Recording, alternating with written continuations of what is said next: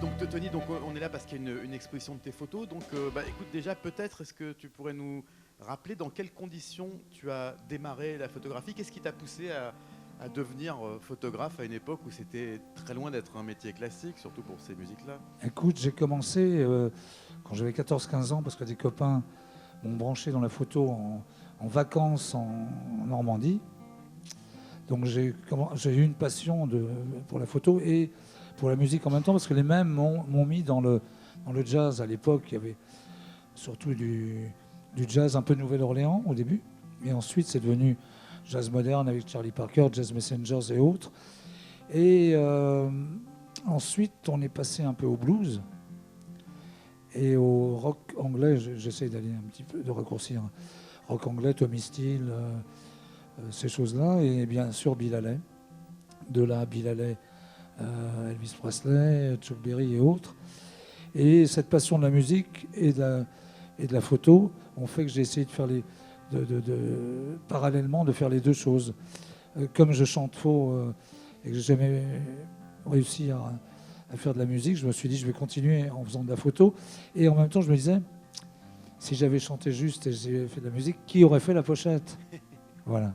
Et alors, parlons un petit peu de Ouais. là c'est l'affiche, donc c'est pas la pochette exactement de Non, l'album, non. hein, c'est une version alternative, C'est une une série de album, la, oui, série. qui a servi pour.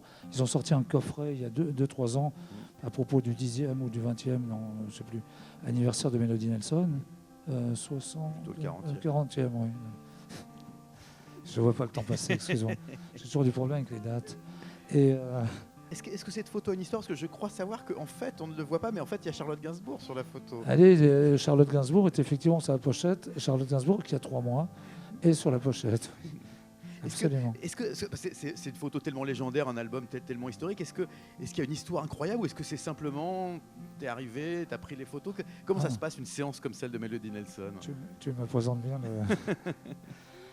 Un jour, ils sont revenus à Paris, et puis avant de finir les enregistrements au studio Polydor rue des Dames, là, il m'a appelé en me disant on est prêt pour faire la pochette. Petit gars, retiens un studio et on va faire les photos. Donc Jane était là avec moi. On attendait l'arrivée de Serge qui venait pas. Et comme elle était enceinte, effectivement, elle était un peu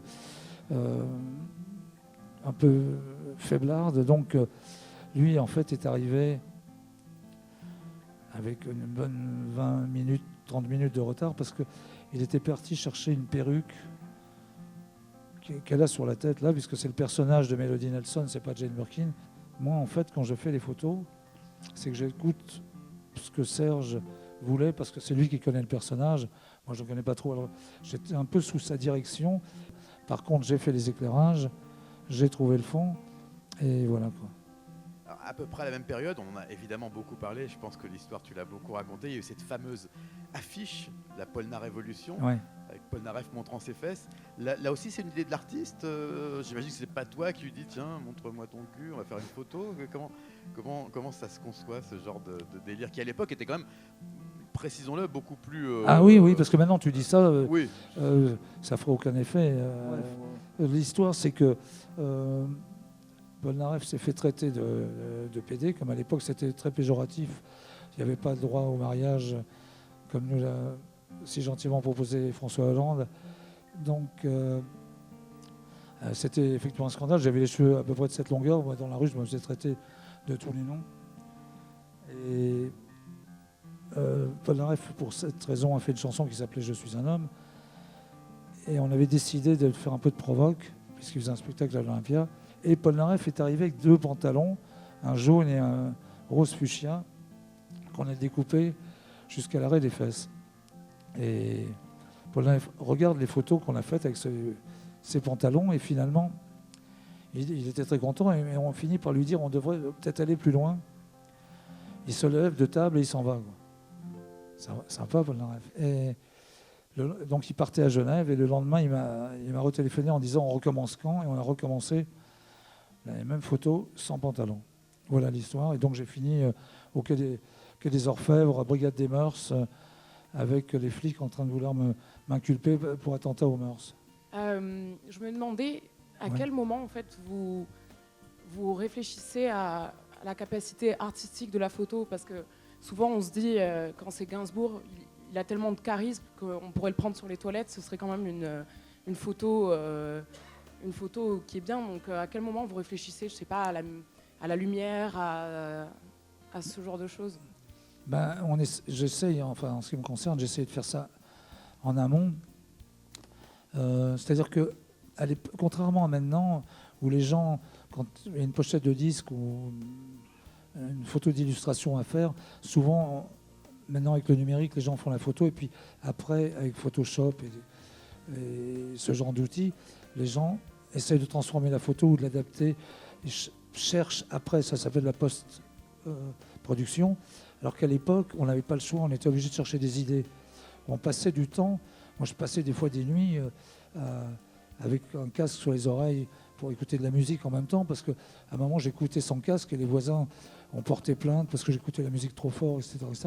Ce qui fait que, je ne devrais pas le dire, mais on n'est pas nombreux, j'essayais de chercher des choses avec un cahier, je me bourrais la gueule pratiquement, je commençais doucement et je me retrouvais en ayant bu une bouteille de vodka jusqu'à 5 heures du matin pour essayer de crayonner des choses et de trouver des idées. Et souvent, on s'endort, on dort 2-3 heures et au réveil, on se dit « Ah la vache, tout ça c'est des conneries, quoi. » Sur 10 trucs que j'ai trouvés, il y en a 3 utilisables. Alors, mais à l'époque, en tous les cas, il fallait réfléchir aux choses avant parce qu'on ne retouchait pas. Toutes les photos qui sont là, il n'y a aucune photo faite avec Photoshop, retouchée, tout ça. En plus, je suis contre ça parce que pardon, c'est comme la chirurgie esthétique. Maintenant, tout le monde se fait rattraper tout ça. Et je trouve qu'il n'y a rien de plus beau qu'un visage qui est marqué par la vie, quoi. Souvent en noir et blanc, d'ailleurs, toutes ces femmes qui ont vécu, les indiennes ou les femmes dans les cordillères des Andes, au Chili, tout ça, elles ont un vécu sur la tronche parce qu'il s'est passé des choses dans leur vie. Si vous enlevez toutes les marques, comme les gens qui se font maintenant des trucs de chirurgie esthétique, il n'y a plus rien. En plus, enfin, femmes et hommes, ils ont tous la même tronche, lisse, avec une bouche, on dirait qu'ils ont une paire de merguez, hein, et ça enlève tout le charme. Alors, je veux dire, à l'époque, il n'y avait pas ce problème, on ne pouvait pas retoucher. Enfin, on pouvait retoucher si sur la pellicule argentique, il y avait des petites saloperies, un petit cheveu ou un petit impact, il fallait retoucher avec un pinceau.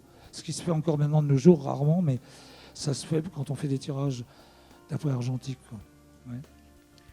En tout cas, de la vie, il y en a beaucoup sur les photos de Tony Frank. Merci de votre attention. Une petite séance de dédicace, je pense, maintenant. En tout cas, merci beaucoup. Non, mais merci à toi, Olivier, parce que bonnes photos. Merci Olivier, comme d'habitude, tu étais parfait.